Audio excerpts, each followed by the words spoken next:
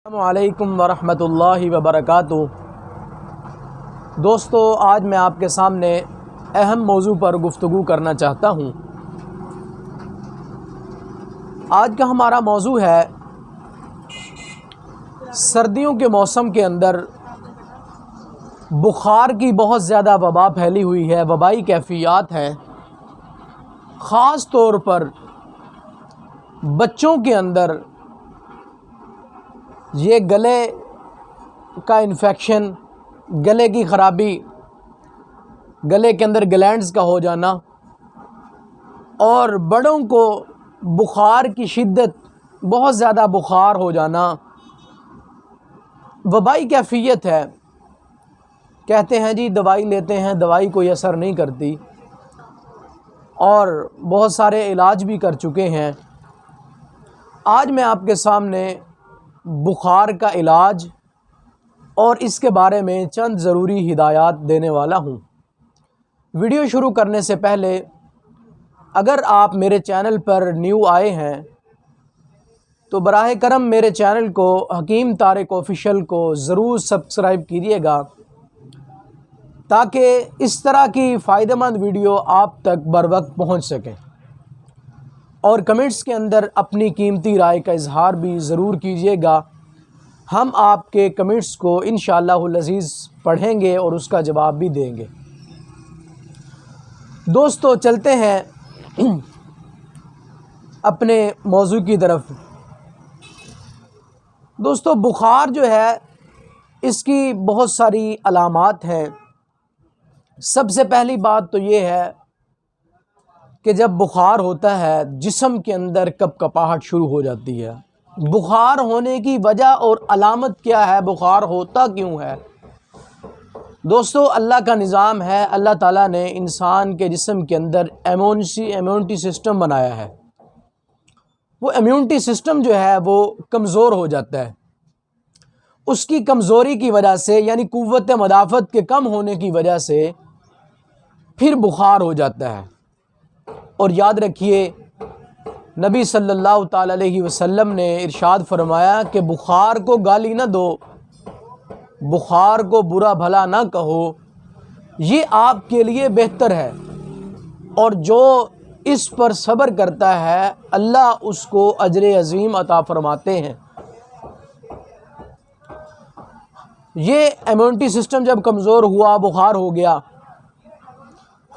तो आप सल्लल्लाहु ताला अलैहि वसल्लम ने फरमाया कि बुखार का इलाज पानी के साथ करो। महबूब सरकार को जब बुखार होता तो आप पानी के ज़रिए से उसका इलाज करते। वो किस तरह के? सर के ज़रिए से पानी को उड़ेल देते, सारे जिस्म पर ठंडा पानी डालते ताकि वो जो बुखार की शिद्दत है वो ख़त्म हो जाए। तो सबसे पहले आप पानी की पट्टियाँ करें, बुखार के अंदर ठंडे पानी की पट्टियाँ करें। ये फिल फॉर एमरजेंसी, बग़ैर पैसों का इलाज है। पट्टियों करने की वजह से बुखार टेम्परेचर नीचे आ जाएगा।